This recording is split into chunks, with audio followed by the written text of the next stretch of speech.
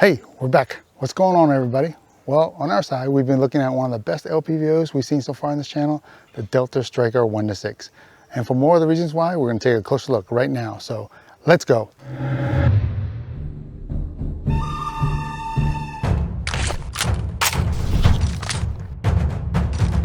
Let's rock!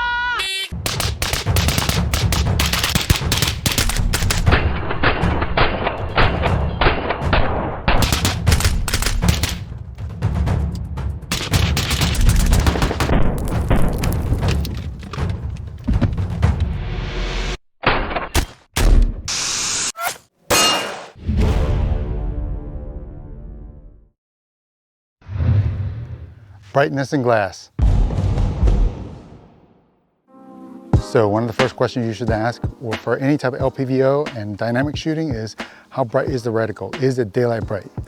And luckily, I'm happy to tell you that this one is absolutely daylight bright. Now, even though the center reticle is small, it's at 0.18 mils, the illumination is more than enough at its maximum setting to provide you contrast, even when we're testing under really harsh desert lighting conditions. Now, as far as comparisons, I think it's just as bright as the Vortex PST or the Razor, although it's just shy of the Vortex Razor 1 to 10 as far as nuclear bright or even red dot bright. So just shy of that, it's more than enough for any type of daylight bright environment.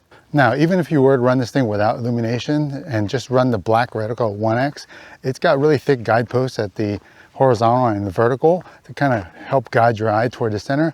And once you get toward the center, it's got a lot of hashes, especially for this reticle we're using.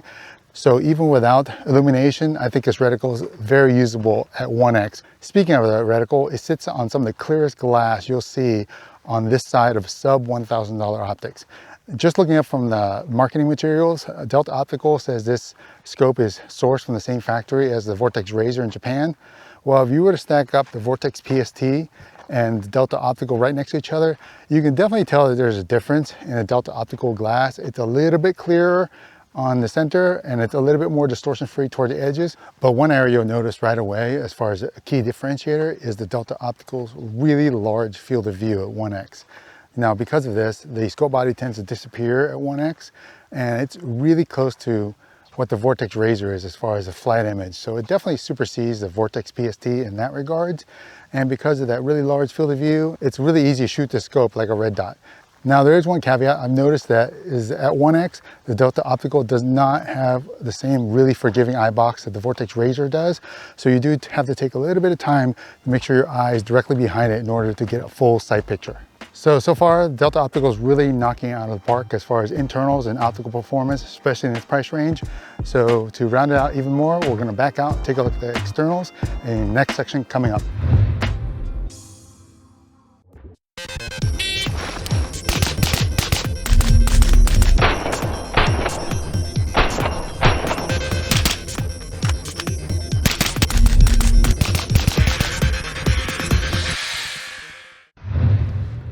Body and controls.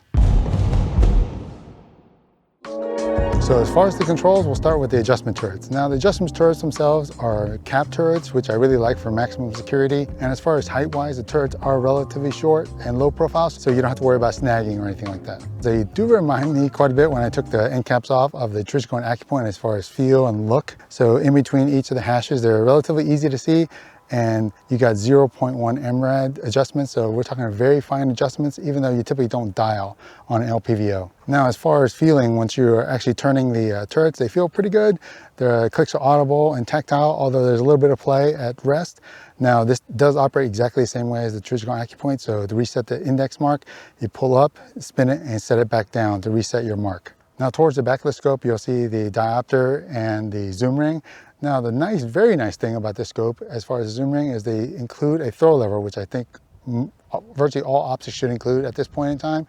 So it's a relatively small, there's a little screw hole, so you don't get a choice of which position you put the throw lever in. So once mounted, it takes you from 1 to 6 in about 180 degrees of movement. So it does sit at 3 and 9 o'clock.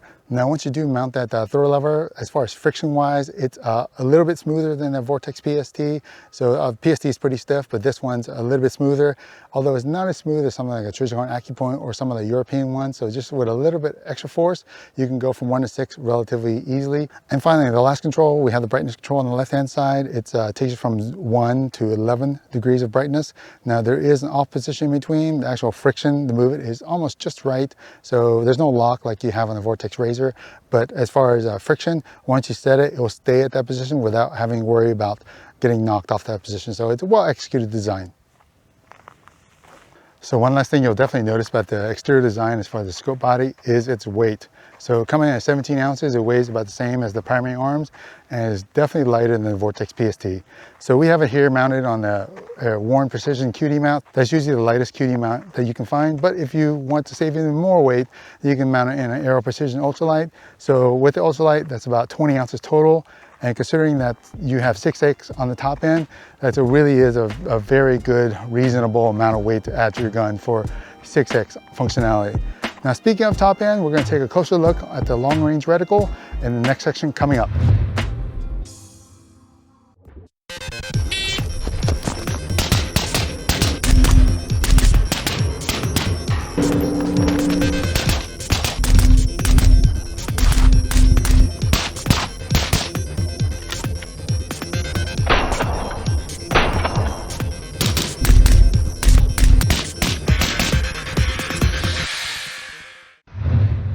Long range reticle. So we've seen the scope, how it performs at 1X and short range. Now let's take a look at some of the options we have for long range. Basically, you only have 2 reticles to choose from. The DSMR, the one we're using, and the DGMR with the simpler one. Now really, they're both very similar reticles and they're both mill-based reticles.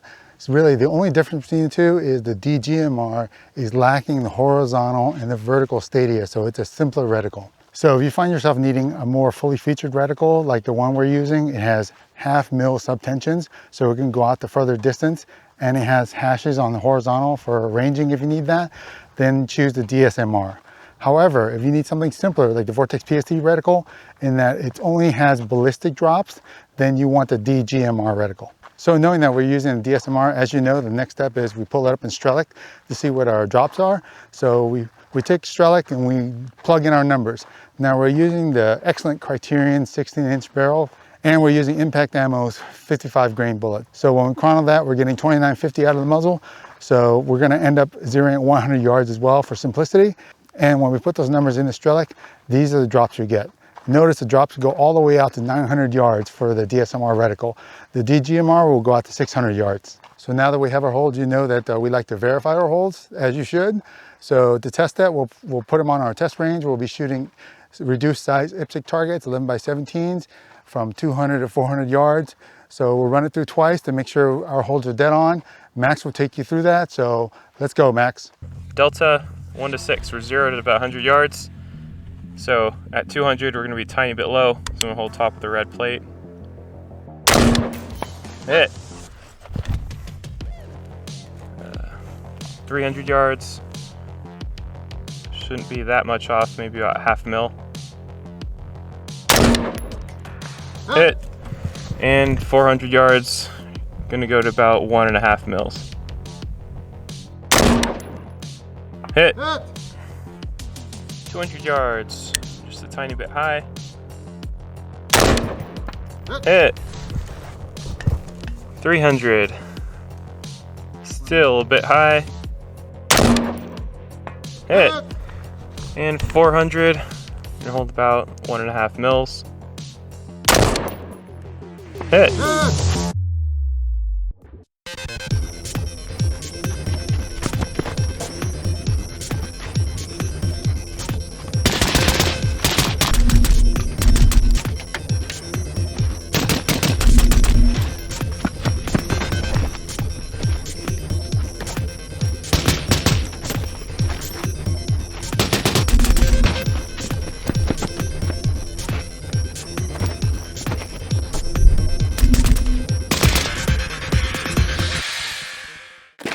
All right, fellas, so we're back. So what's our final verdict on this Delta 1-6? So one of the most often asked questions on this channel is, hey man, I only want to spend less than $100,000.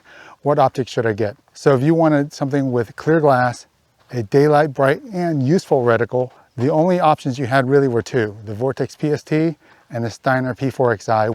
And now we have a third one, the Delta Stryker 1-6. And really, side by side, it stacks really well with the Vortex PST, and it almost eclipses in virtually every category. However, I would say there's two caveats. Is number one, it's a little bit more expensive than Vortex PST, so it's about a couple $100 more, and not very many places sell it, so I'll leave a link down below if you're interested. And two, we don't really know what the long-term reliability of this optic is versus the PST, because the PST has been around longer and Vortex has an excellent warranty to back it up. So as long as you keep that in mind and that's not an issue for you, I would absolutely say the Delta Stryker 1-6 is an absolute winner. So if you choose this optic, you cannot go wrong. And that's my final verdict. So I hope that was helpful to you. And if you found it helpful, please do me a favor, give this video a like, comment, and share it with your friends so this small, tiny YouTube channel can keep growing. And as always, if you see any gear that you're interested in, I'll leave links in below in the description area, as that does help the channel. So thanks for watching. I'll see you guys next time.